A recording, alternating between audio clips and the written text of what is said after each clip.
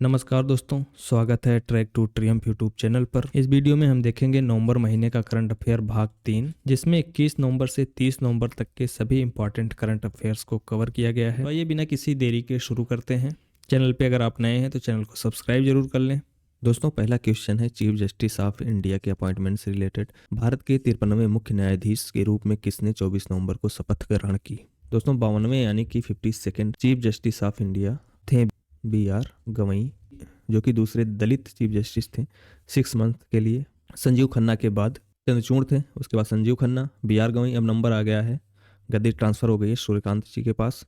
भारत के नए CJI बने हैं 53वें 53rd। न्यायमूर्ति सूर्यकांत ने 24 नवंबर को राष्ट्रपति द्रौपदी मुर्मू द्वारा राष्ट्रपति भवन में शपथ लेकर भारत के 53वें मुख्य न्यायाधीश के रूप में पदभार संभाला है। ये रहेंगे आपके 9 फरवरी 2027 तक। हमारे संविधान का आर्टिकल 124, इसमें न्यायालय की बात कही गई है और 24 के 2 में चीफ जस्टिस ऑफ इंडिया की नियुक्ति के बारे में बताया गया है। तो रिलेटेड आर्टिकल है आर्टिकल 124। ठीक है, नेक्स्ट है, हाल ही में प्रधानमंत्री नरेंद्र मोदी ने गुरु तेग बहादुर की 350वीं शहीदी वर्षगांठ पर किस स्थान पर स्मारक डाक टिकट और विशेष सिक्का जारी किया? दोस्तों, प्रधानमंत्री नरेंद्र मोदी ने गुरु तेग बहादुर की 350वीं शहीदी वर्षगांठ पर हरियाणा के कुरुक्षेत्र में स्मारक डाक टिकट, विशेष सिक्का और काफी टेबल बुक जारी की। तो आपका ऑप्शन डी सही हो जाएगा। ज्योतिसर कुरुक्षेत्र हरियाणा में एक जगह है, वहाँ पर इसका आयोजन किया गया था। दोस्तों, गुरु तेग बहादुर गुरु गोविंद सिंह के पहले वाले गुरु थे, 9वें गुरु थे। गुरु गोविंद सिंह 10वें थे और 9वें नंबर के सिख संप्रदाय के गुरु थे। हाल ही में भारत सरकार ने 21 नवंबर को देश में कितने नए लेबर कोड लागू किए? ऑप्शन दे रखे हैं 2, 3, 4, 5। दोस्तों, सरकार ने 4 नए लेबर कोड, जिसमें पहला कोड ऑफ वेजेज, दूसरा है इंडस्ट्रियल रिलेशन कोड 2020, तीसरा है कोड ऑन सोशल सिक्योरिटी और चौथा है occupational safety health and working conditions code, OSH बोला जाता है जिसे, 2020 वाला। इन चारों कोडों को लागू कर दिए हैं। इन 4 कोडों ने कुल 29 पुराने श्रम कानून को प्रतिस्थापित कर एक इंटीग्रेटेड और सरल ढांचा तैयार किया है। पहले वेजेज एंड रिम्यूनरेशन रेगुलेशन में 4 लॉ आते थे। इसी तरह से hiring firing and trade union में 3 लॉ आते थे। Provident fund, ESI, monetary, gratuity, pension, इसमें 9 लॉज थे। और safety health working hours, migrant workers, इसमें 13 लॉज थे। कुल मिलाकर इन 29 नियमों की जगह पर टोटल 4 कोड लाए गए हैं, जिससे अब सभी संगठित, असंगठित और जो भी वर्कर्स हैं सभी को लाभ मिलना चाहिए। ठीक है, ऑप्शन सी सही हो जाएगा। अगला क्वेश्चन है, भारत के किस क्षेत्र में राष्ट्रीय प्रवाल भित्ति अनुसंधान संस्थान, national coral reef research institute स्थापित किया जाएगा? दोस्तों, अंडमान निकोबार द्वीप समूह में राष्ट्रीय प्रवाल भित्ति अनुसंधान संस्थान की स्थापना की जाएगी। इसका उद्देश्य प्रवाल भित्तियों के संरक्षण, शोध और टिकाऊ प्रबंधन को बढ़ावा देना है। ऑप्शन बी सही हो जाएगा। राष्ट्रीय महिला आयोग NCW ने संकटग्रस्त महिलाओं के लिए कौन सा नया हेल्पलाइन लॉन्च किया है? दोस्तों, नेशनल कमीशन ऑफ वुमेन ने 24x7 toll free helpline number 14490 शुरू किया है, जो संकटग्रस्त महिलाओं को हिंसा, उत्पीड़न या किसी भी आपात स्थिति में त्वरित सहायता प्रदान करेगा। तो नंबर है आपका 14490। सरकार ने 5 पृथ्वी विज्ञान संस्थानों को मिलाकर किस नई इकाई का गठन किया है? दोस्तों, सरकार ने 5 प्रमुख पृथ्वी विज्ञान संस्थानों का विलय करके earth system science council ESSC की स्थापना की है। इसका उद्देश्य मौसम, जलवायु, महासागर, भूविज्ञान और पर्यावरण संबंधी अनुसंधान एवं आपदा पूर्वानुमान को एकीकृत ढांचे में लाकर दक्षता बढ़ाना, वैज्ञानिक सेवाओं को अधिक सटीक बनाना है। ऑप्शन बी सही हो जाएगा, earth system science council ESSC। Next है, COP30 सम्मेलन 2025, जहां भारत ने न्यायसंगत जलवायु कार्रवाई के प्रति अपनी प्रतिबद्धता दोहराई है, कहां पे आयोजित किया गया है? तो दोस्तों, इस बार ब्राजील में आयोजित किया गया। ऑप्शन बी सही है। COP30 यानी कि संयुक्त राष्ट्र जलवायु परिवर्तन फ्रेमवर्क कन्वेंशन UNFCCC का 30वां सम्मेलन 10 से 21 नवंबर तक ब्राजील के बेलेम में आयोजित किया गया है। तो आपका ऑप्शन बी सही हो गया है। नेक्स्ट है, हाल ही में भारत, ऑस्ट्रेलिया और कनाडा ने मिलकर किस त्रिपक्षीय तकनीकी पहल की शुरुआत की है? दोस्तों, भारत, ऑस्ट्रेलिया और कनाडा ने 22 नवंबर को Australia Canada India technology and innovation ACITI partnership शुरू की है। इसका उद्देश्य महत्वपूर्ण उभरती तकनीकों में सहयोग, नवाचार को बढ़ावा देना और सुरक्षित व सतत भविष्य की दिशा में मिलकर काम करना है। आपका ऑप्शन बी सही हो जाएगा, Australia Canada India technology and innovation partnership. Next है, भारत ने जोहान्सबर्ग में G20 शिखर सम्मेलन 2025 में कितनी वैश्विक पहलों की घोषणा की है? दोस्तों, G20 जो है अंतर्राष्ट्रीय मंच है जिसमें 19 देश शामिल हैं प्लस यूरोपियन यूनियन है। अभी अफ्रीकन यूनियन भी शामिल हो गया है, अभी हमने डिस्कस किया था पिछले करंट अफेयर्स में। तो इसकी स्थापना हुई थी 1999 में। भारत जो है इसके फाउंडिंग सदस्यों में से है। भारत ने 2023 में इसकी अध्यक्षता की थी अभी रिसेंटली। इस बार के G20 शिखर सम्मेलन का आयोजन जोहान्सबर्ग में हुआ है, जो कि साउथ अफ्रीका का एक शहर है। भारत ने जोहान्सबर्ग में G20 शिखर सम्मेलन में 6 वैश्विक पहलों की घोषणा की। इन पहलों का उद्देश्य वैश्विक आर्थिक सहयोग, सतत विकास, डिजिटल नवाचार और जलवायु कार्रवाई जैसे क्षेत्रों में देशों के बीच सामूहिक प्रयासों को बढ़ावा देना है। ऑप्शन बी सही हो जाएगा। नेक्स्ट है हेली गुब्बी ज्वालामुखी जो 12,000 साल बाद फटा, किस देश में स्थित है? दोस्तों हेली गुब्बी ज्वालामुखी इथियोपिया में है। यह 12,000 साल बाद सक्रिय हुआ है। आपका ऑप्शन सही हो जाएगा इथियोपिया।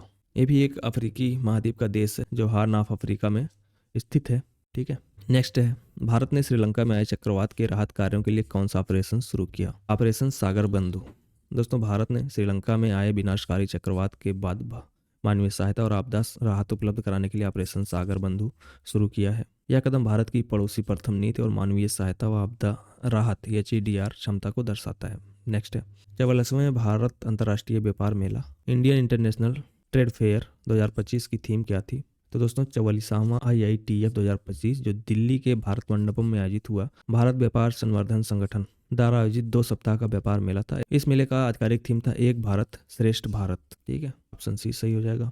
नेक्स्ट है आर्कटिक एक्सप्रेस मार्ग नॉर्दर्न सी रूट के खुलने से एशिया और यूरोप के बीच का यात्रा कितना घट जाएगा? दोस्तों आर्कटिक एक्सप्रेस या नॉर्दर्न सी रूट चीन की पोलर सिल्क रोड रणनीति का हिस्सा है। यह नया समुद्री मार्ग एशिया और यूरोप के बीच शिपिंग समय को लगभग 18 दिन तक घटा देगा, जो पारंपरिक मार्गों जैसे स्वेज कलवा या केप ऑफ गुड होप की तुलना में ज़्यादा तेज है और सेफ भी है। तो आपका 18 दिन का समय कम लगेगा। हाल ही में प्रधानमंत्री नरेंद्र मोदी ने श्री राम की 77 फीट ऊंची कांस्य प्रतिमा का अनावरण किस राज्य में किया? ऑप्शन सी सही है। दोस्तों गोवा में प्रधानमंत्री नरेंद्र मोदी ने 28 नवंबर को 77 फीट ऊंची कांस्य प्रतिमा का अनावरण किया। यह कार्यक्रम श्री संस्थान गोकर्ण पाटगली जीवोत्तम मठ की 550वीं वर्षगांठ के अवसर पर आयोजित हुआ। मध्य प्रदेश का कौन सा जिला सफेद बाघों के शहर के रूप में जाना जाता है? दोस्तों मध्य प्रदेश का रीवा जिला सफेद बाघों के लिए जाना जाता है। 1951 में राजा मार्तंड सिंह द्वारा खोजे गए पहले सफेद बाघ मोहन से यहाँ की ऐतिहासिक पहचान जुड़ी हुई है। इसके बाद से ही रीवा व्हाइट टाइगर संरक्षण और इतिहास का मुख्य केंद्र बना। ऑप्शन सी सही हो जाएगा। नेक्स्ट है लचित दिवस मुख्य रूप से कहाँ मनाया जाता है? दोस्तों लचित दिवस हर साल 24 नवंबर को महान अहोम साम्राज्य के सेनापति लचित बोरफुकन की याद में मनाया जाता है। उन्होंने 1671 में सराय घाट के युद्ध में मुगल सेना को पराजित किया और असम की स्वतंत्रता की रक्षा की। ऑप्शन बी सही हो जाएगा। भारत का विदेशी मुद्रा भंडार फॉरेक्स रिजर्व 14 नवंबर तक किस ऐतिहासिक स्तर पर पहुंच गया है? RBI के आंकड़ों के अनुसार भारत का विदेशी मुद्रा भंडार यानी कि फॉरेक्स रिजर्व 692.57 बिलियन अमेरिकी डॉलर के रिकॉर्ड स्तर पर पहुंच गया है। यह मुख्य रूप से स्वर्ण भंडार में भारी वृद्धि और मजबूत विदेशी पूंजी प्रवाह के कारण संभव हुआ है। तो आपका ऑप्शन सी सही हो जाएगा, 692 बिलियन डॉलर। ओके, नेक्स्ट है हाल ही में भारत में AI केंद्रित और सॉवरेन डेटा सेंटर स्थापित करने के लिए किन 2 कंपनियों ने संयुक्त उद्यम की घोषणा की है, जॉइंट वेंचर की घोषणा की है? To set up AI focused and sovereign संप्रभु डाटा सेंटर्स। ठीक है, जिसका कंट्रोल इंडिया में रहेगा। इसका मतलब होता है तो TCS और TPG ने मिलकर लगभग 18,000 करोड़ रुपए के निवेश से भारत में AI केंद्रित और संप्रभु डेटा सेंटर स्थापित करने का निर्णय लिया है। आपका ऑप्शन बी सही हो जाएगा, TCS और TPG। RBI ने हाल ही में यूरोपीय संघ EU के साथ UPI टिप्स लिंक की घोषणा की। टिप्स का पूरा नाम क्या है? UPI का मतलब होता है यूनिफाइड पेमेंट इंटरफेस और टिप्स का मतलब होता है दोस्तों टारगेट इंस्टेंट पेमेंट सेटलमेंट। आपका बी सही हो जाएगा, target instant payment settlement tips. तो भारत की UPI और यूरोप की टिप्स दोनों लिंक होकर के भारत और यूरोप के बीच रियल टाइम सुरक्षित और कम लागत वाले डिजिटल भुगतान को सक्षम बनाएंगे। हाल ही में किस संगठन ने तटीय सुरक्षा अभ्यास सागर कवच का सफल आयोजन किया? तो दोस्तों ऑप्शन बी सही होगा, भारतीय तटरक्षक बल ने इंडियन कोस्ट गार्ड द्वारा आयोजित एक प्रमुख तटीय सुरक्षा अभ्यास है सागर कवच। ठीक है, ऑप्शन बी सही हो जाएगा। नेक्स्ट, भारत ने अमेरिकी कंपनी के साथ कितने मूल्य का MH-16R नेवी हेलीकॉप्टर सपोर्ट सौदा किया? तो दोस्तों भारत ने अमेरिकी रक्षा उद्योग के साथ MH-16R नेवी हेलीकॉप्टर सपोर्ट के लिए लगभग 7,900 करोड़ रुपए का सौदा किया है। यह हेलीकॉप्टर मुख्य रूप से एंटी सबमरीन वारफेयर और समुद्री निगरानी मिशनों के लिए इस्तेमाल किए जाएंगे। ऑप्शन बी सही हो जाएगा। भारतीय नौसेना में हाल ही में कमीशन किया गया INS महे किस प्रकार का युद्धपोत है? दोस्तों INS महे स्वदेशी anti submarine warfare shallow watercraft श्रेणी का युद्धपोत है। शैलो वाटरक्राफ्ट है एंटी सबमरीन वारफेयर का। तो इसका उद्देश्य तटीय और शैलो यानी कि उथले समुद्र क्षेत्रों में पनडुब्बियों और पानी के भीतर छिपे खतरों का पता लगाना है। का ऑप्शन सी सही हो जाएगा, anti submarine warfare and shallow watercraft. Next है, हाल ही में भारत नेपाल संयुक्त सैन्य अभ्यास सूर्य किरण 19वां 2025 किस स्थान पर शुरू किया गया? तो दोस्तों भारत नेपाल वार्षिक संयुक्त सैन्य अभ्यास का 19वां संस्करण सूर्य किरण 19 उत्तराखंड के पिथौरागढ़ में 30 नवंबर को शुरू हुआ। यह 8 दिसंबर तक चलेगा। सूर्य किरण युद्धाभ्यास हम सभी को पता है नेपाल के साथ होता है। इस बार 19वां संस्करण हो रहा है आपका पिथौरागढ़ उत्तराखंड में। नेक्स्ट है, हाल ही में प्रधानमंत्री नरेंद्र मोदी ने किस शहर में भारत की पहली वैश्विक स्तरीय विमान इंजन MRO सुविधा saffron aircraft engine services India का उद्घाटन किया है? प्रधानमंत्री मोदी ने 26 नवंबर को हैदराबाद में सफरान द्वारा विकसित विमान इंजन मेंटेनेंस, रिपेयर और ओवरहॉलिंग सुविधा का उद्घाटन किया। ऑप्शन सी सही हो जाएगा, हैदराबाद। नेक्स्ट है, हाल ही में 26/11 के नायकों को सम्मानित करने के लिए गेटवे ऑफ इंडिया पर किस संगठन का नेवर एवर स्मारक स्थापित किया गया? दोस्तों नेवर एवर स्मारक 26/11 मुंबई आतंकी हमले में शहीद हुए सुरक्षा बलों और नागरिकों को सम्मानित करने के लिए गेटवे ऑफ इंडिया पर NSG द्वारा स्थापित किया गया। NSG यानी कि नेशनल सिक्योरिटी गार्ड द्वारा। ऑप्शन सी सही हो जाएगा। नेक्स्ट है, भारतीय सेना किस ऑपरेशन के शहीदों को 38 साल बाद आधिकारिक रूप से सम्मानित करने जा रही है? तो भारतीय सेना ऑपरेशन पवन के शहीदों को 38 साल बाद पहली बार आधिकारिक रूप से सम्मानित करेगी। यह ऑपरेशन भारतीय शांति सेना यानी कि इंडियन पीस कीपिंग फोर्स द्वारा श्रीलंका में 1987 से 1990 के दौरान चलाया गया था। आपका ऑप्शन बी सही हो जाएगा, ऑपरेशन पवन। से अधिक जनसंख्या वाला शहर कौन बन गया है जिसने टोक्यो को पीछे छोड़ दिया है? तो दोस्तों इंडोनेशिया की राजधानी जकार्ता, इसने विश्व का सबसे अधिक जनसंख्या वाला शहर बनते हुए टोक्यो को पीछे छोड़ दिया है। आपका ऑप्शन सी सही हो जाएगा। नेक्स्ट है, WHO की ग्लोबल टीबी रिपोर्ट के अनुसार 15 से 24 के बीच भारत में टीबी मामलों और मृत्यु दरों में क्रमशः कितनी कमी दर्ज की गई है? दोस्तों 2015 से 2024 के बीच भारत में टीबी की घटनाओं में 21% और मॉर्टेलिटी रेट में 25% की कमी दर्ज की है। तो आपका ऑप्शन सही हो जाएगा, सी। नेक्स्ट है, राष्ट्रीय गोपाल रत्न पुरस्कार NGRA किस क्षेत्र में उत्कृष्ट प्रदर्शन करने वालों को दिया जाता है? दोस्तों NGRA नेशनल गोपाल रत्न अवार्ड भारत के डेयरी और पशुपालन क्षेत्र में उत्कृष्ट प्रदर्शन करने वालों को दिया जाता है।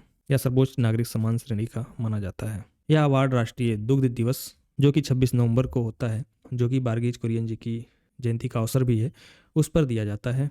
तो आपका ऑप्शन बी सही हो जाएगा।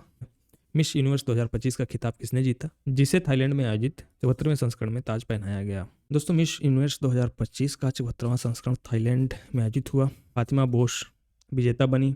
आपका ऑप्शन सी सही हो जाएगा, मैक्सिको की फातिमा बोस मिस यूनिवर्स 2025 की विजेता रही हैं।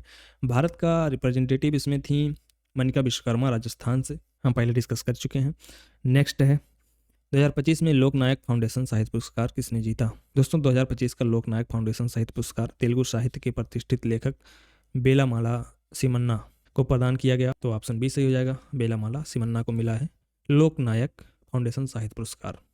हाल ही में 56वें international film festival of India में किस फिल्म निर्माता के सम्मान में स्मारक डाक टिकट जारी किया गया है? दोस्तों 56वां इंटरनेशनल फिल्म फेस्टिवल जो है गोवा में आयोजित किया गया। वहाँ के मुख्यमंत्री प्रमोद सावंत ने वरिष्ठ सिनेमेटोग्राफर और फिल्म मेकर के बैकुंठ के सम्मान में स्मारक डाक टिकट जारी किया। तो आपका भी सही हो जाएगा, के बैकुंठ। ठीक है, यह संस्करण 56वां था। इंटरनेशनल फिल्म फेस्टिवल का गोवा में आयोजित होता है। नेक्स्ट है, 56वें international film festival of India में गोल्डन पीकॉक अवार्ड किस फिल्म ने जीता है? तो दोस्तों स्किन ऑफ यूथ ने गोल्डन पीकॉक अवार्ड जीता है गोवा में आयोजित 56वें इंटरनेशनल फिल्म फेस्टिवल में। स्किन ऑफ यूथ को 2025 के सर्वश्रेष्ठ फीचर फिल्म के रूप में गोल्डन पीकॉक अवार्ड प्रदान किया गया। यह पुरस्कार इस फेस्टिवल का सर्वोच्च सम्मान माना जाता है। तो आपका ऑप्शन बी सही हो जाएगा, स्किन ऑफ यूथ। हाल ही में 2030 के कॉमनवेल्थ गेम्स की मेजबानी किस भारतीय शहर को सौंपी गई? दोस्तों ग्लासगो में आयोजित कॉमनवेल्थ स्पोर्ट जनरल असेंबली 2025 जो कि 26 नवंबर को था, इसमें अहमदाबाद को 2030 कॉमनवेल्थ गेम्स की मेजबानी सौंपी गई है। इसने नाइजीरिया के अबुजा को पछाड़कर अधिकार प्राप्त किया है। भारत में इससे पहले 2010 में कॉमनवेल्थ गेम का आयोजन किया गया था, उस टाइम पे दिल्ली में किया गया था। तो ऑप्शन सी सही होगा आपका, इस बार 2030 वाला अहमदाबाद में किया जाएगा। नेक्स्ट है, भारत ने पहले ब्लाइंड महिला T20 वर्ल्ड कप 2025 के फाइनल में किस टीम को हराकर यह खिताब जीत लिया है? दोस्तों भारत ने श्रीलंका के कोलंबो में स्थित पीसारा ओवल मैदान में आयोजित पहले ब्लाइंड महिला T20 वर्ल्ड कप 2025 के फाइनल में नेपाल को हराया है 7 विकेटों से। ठीक है, तो ऑप्शन सी सही हो जाएगा। हाल ही में किस भारतीय खिलाड़ी ने 2025 ऑस्ट्रेलियन ओपन सुपर 500 खिताब जीता? दोस्तों लक्ष्य सेन ने 2025 Australian open super 500 badminton tournament में शानदार प्रदर्शन करते हुए खिताब जीता। आपका ऑप्शन बी सही हो जाएगा। लक्ष्य सेन बैडमिंटन का खिताब है Australian open super 500।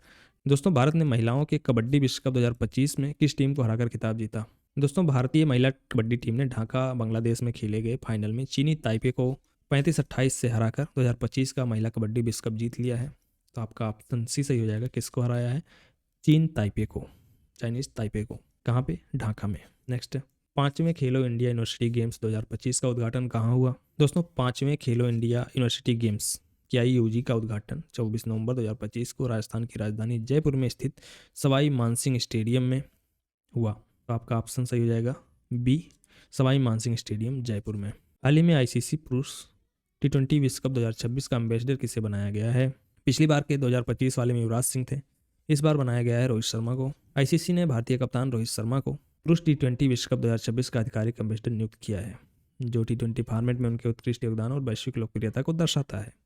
Option C सही हो जाएगा। हाल ही में किसे इंडियन ऑफ ईयर 2025 पुरस्कार से सम्मानित किया गया? दोस्तों ICC ने, इंटरनेशनल क्रिकेट काउंसिल ने अपने चेयरमैन जैसा को इंडियन ऑफ द ईयर 2025 के आउटस्टैंडिंग अचीवमेंट श्रेणी में सम्मानित किया है। यह उनके क्रिकेट प्रशासन में परिवर्तनकारी नेतृत्व, महिला क्रिकेट में विकास के योगदान के लिए दिया गया पुरस्कार है। आपका ऑप्शन बी सही हो जाएगा, जैसा। नेक्स्ट है, हाल ही में फिडे विश्व कप जीतने वाले सबसे कम उम्र के खिलाड़ी कौन बने हैं? दोस्तों उज्बेकिस्तान के जाओखिर सिंडारोव ने फिडे विश्व कप जीतकर 19 साल की उम्र में उपलब्धि हासिल कर ली है। उन्होंने चीन के वेई को हराया और विश्व कप इतिहास के सबसे कम उम्र के विजेता बनने का रिकॉर्ड बनाया। जाओखिर सिंडारोव कहाँ के हैं? उज्बेकिस्तान के हैं। फिडे विश्व कप में इंटरनेशनल चेस फेडरेशन के वर्ल्ड कप में, ठीक है। महिलाओं के खिलाफ हिंसा उन्मूलन के लिए अंतर्राष्ट्रीय दिवस की थीम क्या है? दोस्तों 25 नवंबर को मनाया जाने वाला यह दिवस महिलाओं के खिलाफ हिंसा उन्मूलन के लिए, विशेषकर डिजिटल हिंसा को समाप्त करने के प्रति जागरूकता बढ़ाता है। इसका थीम रहा unite to end digital violence against all women and girls. तो ऑप्शन सी सही हो जाएगा। ऑनलाइन उत्पीड़न, डीप फेक, डॉक्सिंग और साइबर स्टैकिंग जैसे खतरों पर लोगों का ध्यान केंद्रित करने के लिए इस दिवस को मनाया गया। International day for the eliminating of violence against the women and girls, violence against women, ठीक है, 25 नवंबर को मनाया गया। नेक्स्ट है, अंतर्राष्ट्रीय दुग्ध दिवस नेशनल मिल्क डे भारत में किस दिन मनाया जाता है और यह किसकी जयंती से जुड़ा हुआ है? दोस्तों राष्ट्रीय दुग्ध दिवस हर साल 26 नवंबर को मनाया जाता है। यह दिन भारत के श्वेत क्रांति के जनक डॉक्टर वर्गीज कुरियन की जयंती के अवसर पर मनाया जाता है। डॉक्टर वर्गीज कुरियन के नेतृत्व में भारत ने दूध उत्पादन में क्रांति लाई और दुनिया का सबसे बड़ा दूध उत्पादक देश बना। तो आपका ऑप्शन ए सही हो जाएगा। 26 नवंबर डॉक्टर वर्गीज कुरियन की जयंती है और दुग्ध दिवस के रूप में भी मनाया जाता है। एक दिवस और मनाया जाता है, बहुत इंपॉर्टेंट है, राष्ट्रीय संविधान दिवस नेशनल कॉन्स्टिट्यूशन डे भारत में कब मनाया जाता है? तो 26 नवंबर को ये भी मनाया जाता है। National constitution day of India हर वर्ष 26 नवंबर को मनाया जाता है। यह दिन भारत के संविधान के अंगीकरण की स्मृति में है, जब 1949 में संविधान सभा ने संविधान को अपनाया और वर्ष 2025 में भारत ने संविधान अंगीकरण के 75 साल पूरे कर लिए हैं, ठीक है। नेक्स्ट है, अंतर्राष्ट्रीय जगुआर दिवस कब मनाया जाता है? दोस्तों इंटरनेशनल जगुआर दिवस हर साल 29 नवंबर को मनाया जाता है। ऑप्शन ए सही होगा। जगुआर जो है वो मुख्य रूप से लैटिन अमेरिका के जंगलों में पाए जाते हैं। लैटिन अमेरिका यानी कि दक्षिण अमेरिका का जो महाद्वीप है उसको लैटिन अमेरिका बोलते हैं। नेक्स्ट है, विश्व टेलीविजन दिवस किस तिथि को मनाया जाता है? 21 नवंबर को मनाया जाता है। नेक्स्ट है, मुख्य चुनाव आयुक्त ज्ञानेश कुमार को वर्ष 2026 के लिए किस अंतर्राष्ट्रीय संगठन का अध्यक्ष बनाया गया? दोस्तों भारत के मुख्य चुनाव आयुक्त ज्ञानेश कुमार को वर्ष 2026 के लिए international institute for democracy and electoral assistance, international idea जिसका शॉर्ट फॉर्म है, उसका अध्यक्ष नियुक्त किया गया है। वे जो है 3 दिसंबर को स्टॉकहोम में सदस्य देशों की परिषद की बैठक में इस पद का औपचारिक रूप से कार्यभार संभालेंगे। तो आपका ऑप्शन बी सही हो जाएगा, international institution for democracy and electoral assistance. Next है, हाल ही में नालसा का कार्यकारी अध्यक्ष किसे बनाया गया है? दोस्तों नालसा का मतलब होता है नेशनल लीगल सर्विसेज अथॉरिटी। तो प्रेसिडेंट मुर्मू जी ने सुप्रीम कोर्ट के वरिष्ठ न्यायाधीश न्यायमूर्ति विक्रम नाथ को नेशनल लीगल सर्विसेज अथॉरिटी के कार्यकारी अध्यक्ष के रूप में नियुक्त किया है, यानी कि नालसा के कार्यकारी अध्यक्ष के रूप में न्यायमूर्ति विक्रम नाथ को अपॉइंट किया गया है। तो आपका ऑप्शन बी सही हो जाएगा। नेक्स्ट है, हाल ही में भारतनाट्यम की प्रख्यात कलाकार जिनका 91 वर्ष की आयु में निधन हुआ वे कौन हैं? आर्ट एंड कल्चर का क्वेश्चन है। दोस्तों भारतनाट्यम की प्रख्यात कलाकार कुमारी कमला, इनका 91 वर्ष की आयु में निधन हो गया है। उन्होंने भारतीय शास्त्रीय नृत्य को विश्व स्तर पर पहचान दिलाई और अपनी उत्कृष्ट प्रस्तुति और समर्पण से भारतनाट्यम की परंपरा को जीवित रखा। भारतनाट्यम किस राज्य का शास्त्रीय नृत्य है? तमिलनाडु। भारतनाट्यम तमिलनाडु का है और जो है आपका नाम है इनका कुमारी कमला, इनकी निधन हो गई। ऑप्शन बी सही हो जाएगा। ठीक है, भारतनाट्यम तमिलनाडु का, कुचिपुड़ी आंध्र प्रदेश का, कथकली केरल का, मोहिनीअट्टम भी केरल का। ठीक है, ये तो सबको पता हो जाता है। अब धीरे धीरे बहुत कॉमन क्वेश्चंस हो गए हैं रिसेंटली एग्जाम्स में। अगला है, हाल ही में किस बॉलीवुड अभिनेता का निधन हुआ जिन्हें बॉलीवुड का हीमैन कहा जाता है? तो ऑप्शन सी सही होगा दोस्तों। धर्मेंद्र उनकी दमदार एक्शन भूमिकाओं और पॉपुलर स्क्रीन पर्सनालिटी के कारण हीमैन ऑफ बॉलीवुड कहा जाता है। और इनकी 89 वर्ष की आयु में निधन हो गया है दोस्तों। धर्मेंद्र का नाम सुनते ही सबसे पहला डायलॉग क्या आता है? इस चैनल को सब्सक्राइब जरूर करें, नहीं तो मैं तुम्हारा खून पी जाऊंगा। ठीक है, तो इसी के साथ दोस्तों इस सेशन को एंड करते हैं। नवंबर महीने के पूरे करंट अफेयर्स हो चुके हैं, 3 पार्ट में मैंने डाल दिए हैं इस चैनल पर। ठीक है, अब जो है दिसंबर महीने का करंट अफेयर रेगुलर मिलता रहेगा। पहला पार्ट मिल जाएगा आपको 1 तारीख से 10 तारीख तक का, 11, 12 तारीख में, 13 तारीख में, जो भी मिलेगा, मैं क्योंकि मैं जॉब भी करता हूँ। और दूसरा पार्ट जो है 11 नवंबर से 20 नवंबर तक का वाला, ये भी आपको मिल जाएगा 21-22 तारीख तक। और तीसरा पार्ट जो है आपका वो मिलेगा कब मिलेगा? ये मिलेगा अगले महीने जनवरी 2026 में, न्यू ईयर में। ओके, ठीक है, एंड करते हैं। चैनल को सब्सक्राइब जरूर कर लें और दोस्तों के साथ शेयर जरूर करें। धन्यवाद।